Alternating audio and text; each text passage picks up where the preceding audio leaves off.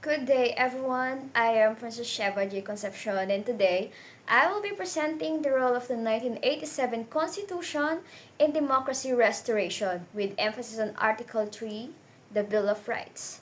This report is for readings in Philippine history under Mrs. Angelo Jane I. Galicia. Objectives of the presentation to explain the historical context that led to the creation of the 1987 Constitution, to describe how democratic institutions collapsed during the Marcos dictatorship, to discuss the process and purpose of drafting the 1987 Constitution, to identify key democratic mechanisms introduced in the Constitution, to analyze the importance of Article 3, the Bill of Rights, to show how Article 3 addresses the abuses committed during martial law, and lastly, to evaluate the continuing challenges to democracy today. To begin, it's important to understand the historical context. During the Marcos dictatorship, democratic institutions weakened significantly and human rights violations became widespread. After the People Power Revolution, the 1987 Constitution was created to rebuild democracy and establish strong safeguards to prevent abuses. In this presentation, I will highlight how Article 3 functions as a direct response to those past violations. The fall of Marcos' regime did not happen overnight. Martial law was declared in 1972, leading to mass arrests, media censorship, and suppression of political opposition. Amnesty International estimates around 70,000 imprisoned, 34,000 tortured, and 3,200 killed during this period. The assassination of Ninoy Aquino in 1983 intensified public outrage, eventually leading to 1986 snap elections. Due to widespread fraud, people mobilized during the EDSA People Power Revolution, resulting in Marcos's departure and the restoration of democratic leadership under President Corazon Aquino. Upon assuming office, President Aquino established a provisional government and appointed a 48-member constitutional commission to draft a new charter. The commission completed the draft in 132 days, and on February 2, 1987, the Constitution was ratified with approximately 76% voter support. The primary aim of this charter was to rebuild democratic institutions and prevent power from being concentrated in one individual or office again. The 1987 Constitution introduced several important democratic mechanisms: separation of powers among the executive, legislative, and judicial branches, independent constitutional commissions such as COMELEC, COA, and CSC, establishment of the Commission on Human Rights in response to past abuses, strengthening of local autonomy through decentralization. These reforms were designed to ensure accountability and to strengthen democratic governance. Article 3, or the Bill of Rights, lies at the core of individual protection against state abuse. It ensures that the government cannot repeat the authoritarian practices of the past. Key provisions include Section 1, Due Process and Equal Protection; Section 4, Freedom of Speech, Press, and Assembly; Section 7, Right to Information; Section 12, Protection against Torture; and Section 15, Safeguards regarding the writ of habeas corpus. These rights are essential for maintaining a functioning democracy. These constitutional protections were designed as direct countermeasures to martial law abuses. Arbitrary arrest, restricted through the writ of habeas corpus; torture and secret detention, explicitly prohibited; censorship and suppression of dissent, addressed through freedom of expression; restriction of public gatherings corrected through the right to peaceful assembly.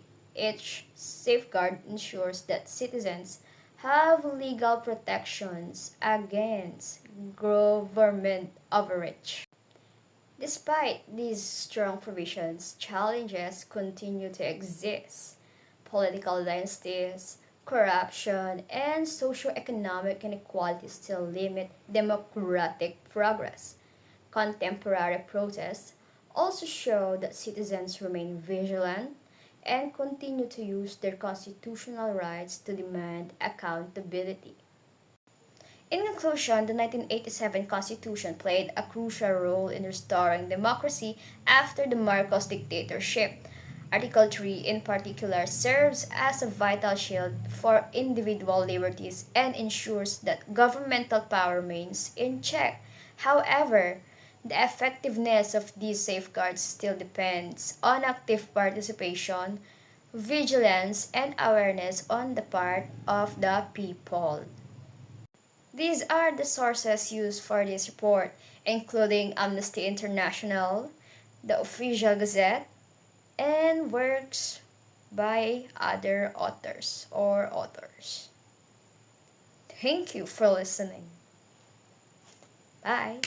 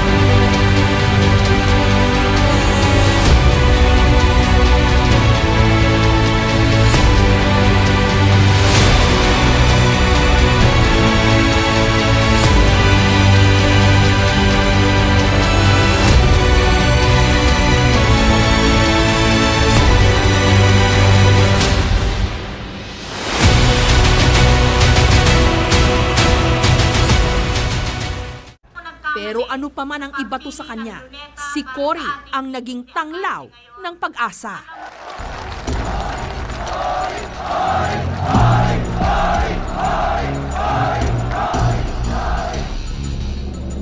Nung nag-walk out ang mga computer programmer ng COMELEC, to proclaim Ferdinand E. Marcos as President-elect. Ginamit ni Marcos ang makinarya ng eleksyon para ideklara ang sarili bilang Pangulo.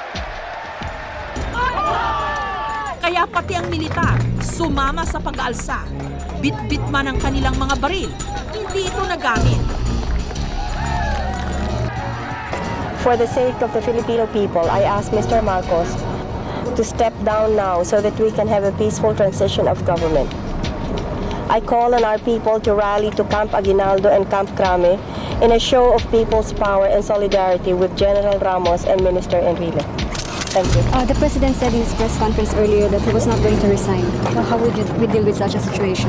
We will continue pressuring him. Are you going there, Mrs. Akin? Bumaha ng dilaw sa EDSA. Pagkatapos ng 20 taon, naging tanyag muli ang Pilipinas sa mundo. Pero hindi na sa kagandahan at karangyaan, kundi sa pagkakaisa at kalayaan. Naging inspirasyon ang people power ng mga Pilipino para mag-alsa rin ang ibang bansa laban sa malulupit na gobyerno.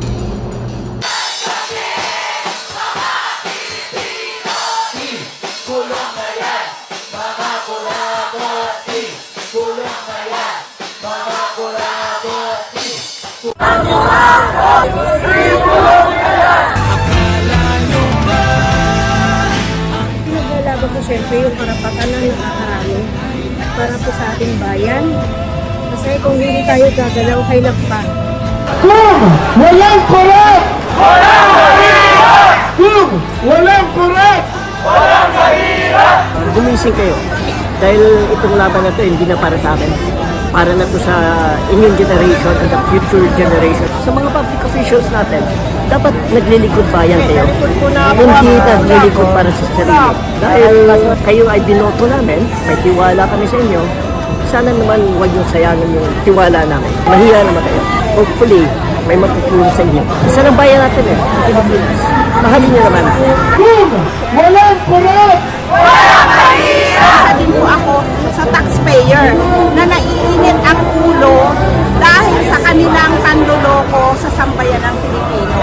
Dapat sila managot at dapat sila ikulong. Sana po magising na tayong lahat.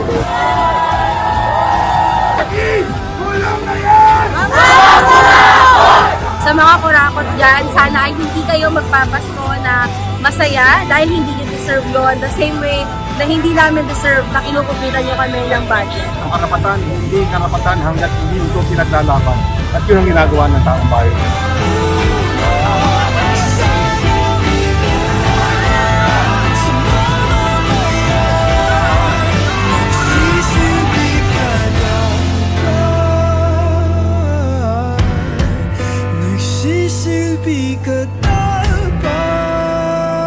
Magbuhos ng dugo para sa bayan ay kagitingang hindi malilimutan. Ang kahalagahan ng pag-union, ang kahalagahan ng pagwelga, isa lang, merong ang kasabihan na the strike is the weapon of the oppressed, of men capable of appreciating justice. Hindi sa telebisyon ang revolusyon. Hindi sa telebisyon ang revolusyon.